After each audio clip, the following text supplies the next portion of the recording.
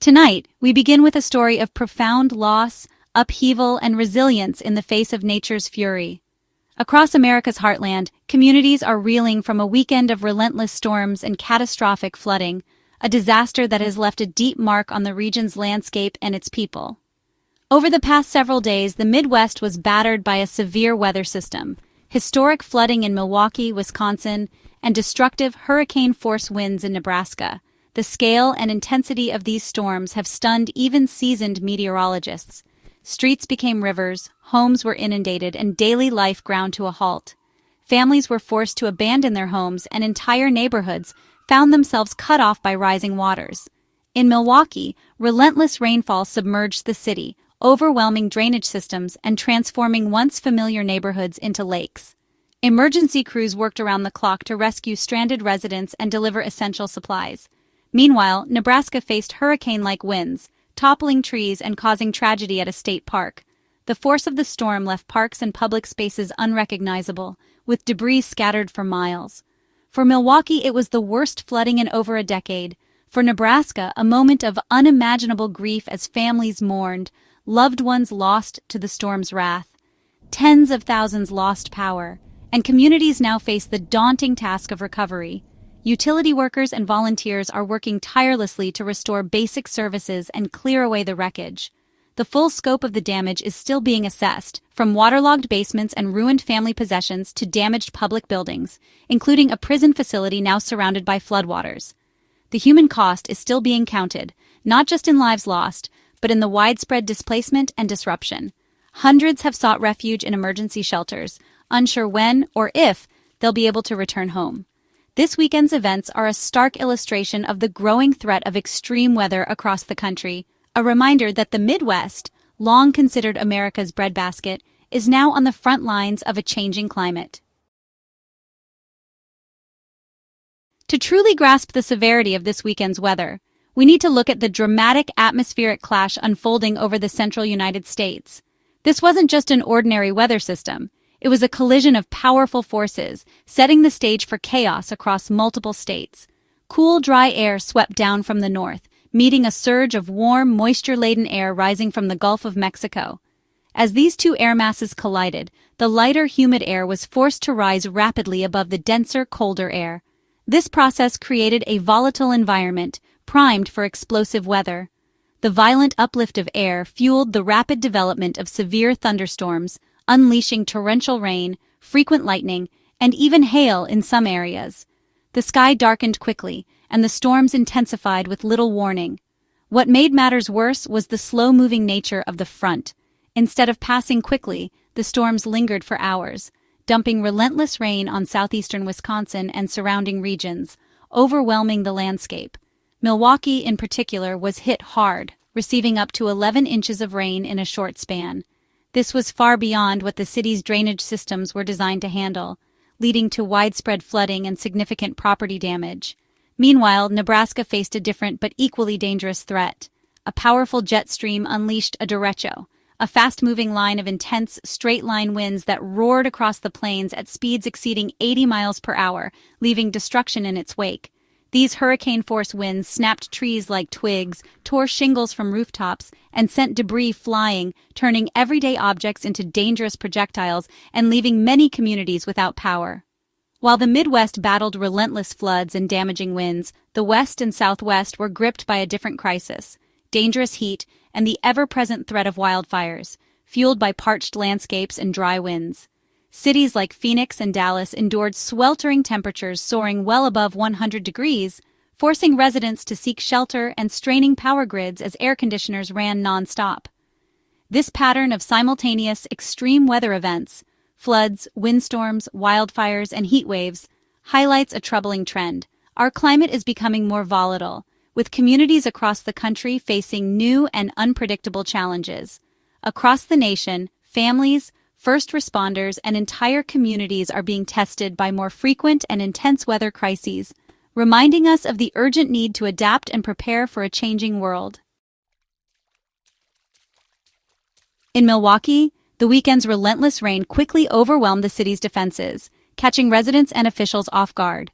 What began as a steady downpour soon intensified into a deluge, with rainfall totals shattering previous records for this time of year. Streets became canals, cars were stranded in rising water, and entire neighborhoods were rendered unrecognizable. People waded through knee-deep, sometimes waist-high water just to reach safety or check on neighbors. Major highways, once bustling with traffic, were forced to close as floodwaters surged over concrete barriers. Even Milwaukee Mitchell International Airport was not spared, with runways and taxiways submerged, grounding flights and stranding travelers for hours. The Milwaukee Fire Department responded to over 600 emergencies in a single weekend, including dozens of dramatic water rescues. Emergency vehicles navigated treacherous, flooded streets, working tirelessly to reach those in need. Residents watched helplessly as water destroyed basements, ruined cherished belongings, and swept through homes. Many were forced to evacuate through waist-high floods, carrying only what they could salvage in their arms. City leaders declared a state of emergency, urgently seeking state and federal aid to help manage the crisis and begin the long road to recovery. Mayor Cavalier Chevy Johnson called it the city's most significant flooding in more than a decade, emphasizing the unprecedented scale of the disaster and the challenges ahead. Downed trees and power lines added to the chaos, blocking roads and leaving thousands without power as crews worked around the clock to restore essential services. The storm was a powerful reminder of how quickly a modern city can be brought to its knees by nature's fury, leaving behind deserted, waterlogged streets and a skyline shrouded in storm clouds.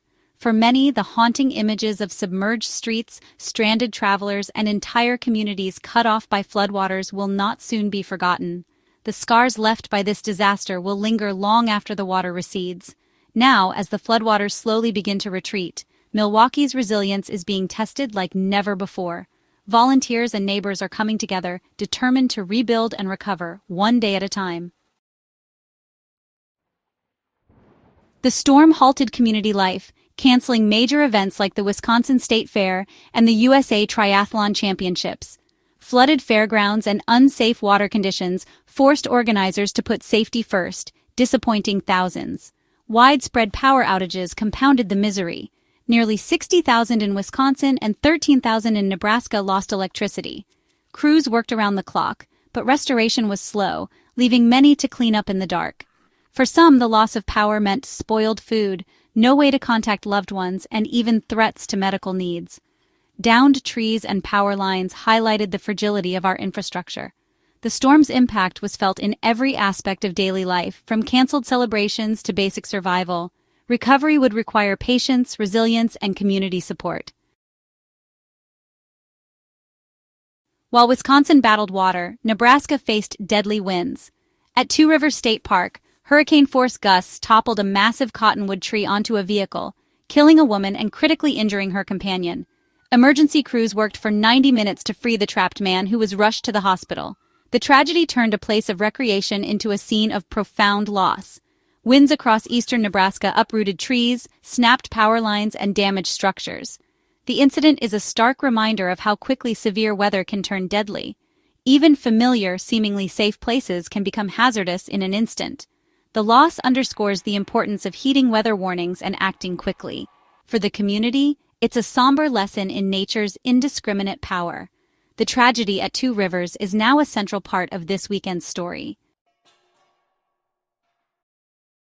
Nebraska's storm damage extended to the state penitentiary in Lincoln, where high winds ripped roofs off 2 housing units. Nearly 400 inmates had to be evacuated and relocated to temporary facilities. Thankfully, no injuries were reported among staff or inmates. The incident highlights the vulnerability of even the most secure infrastructure to extreme weather. The logistical challenge of relocating inmates added to the state's burden.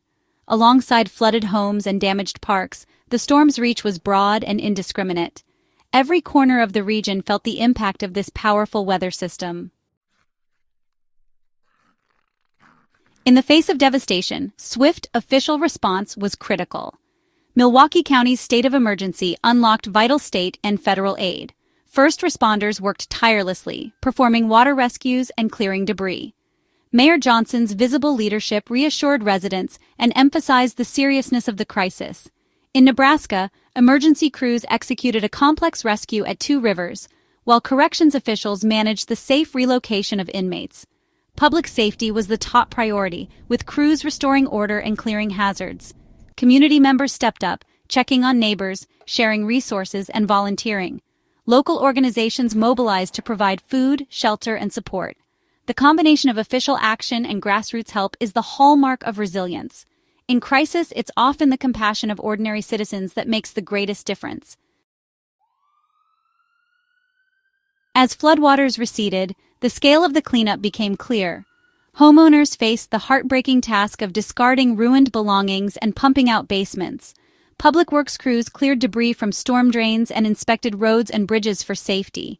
At the airport, teams worked to restore runways and assess damage. Utility crews continued restoring power, a crucial step before real cleanup could begin. Authorities urged caution, flood watches remained, and contaminated water posed health risks. Residents were advised to wear protective gear and avoid contact with floodwaters. Recovery will take weeks or months, with financial and emotional costs running high. The trauma of loss, of homes, possessions, and loved ones will linger long after the debris is gone. The next chapter is one of rebuilding, resilience, and hope.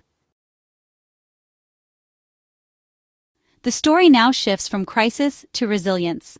Across Wisconsin and Nebraska, neighbors are helping neighbors, and communities are coming together. Local and state governments are assessing damage and seeking federal aid for repairs. Homeowners face the challenge of insurance claims and rebuilding. The storm forces urgent questions about infrastructure and climate resilience. The scars of this storm will remain, but so will the stories of solidarity and survival. The Midwest has been battered but not broken. As the sun returns, so does the resolve to rebuild, together.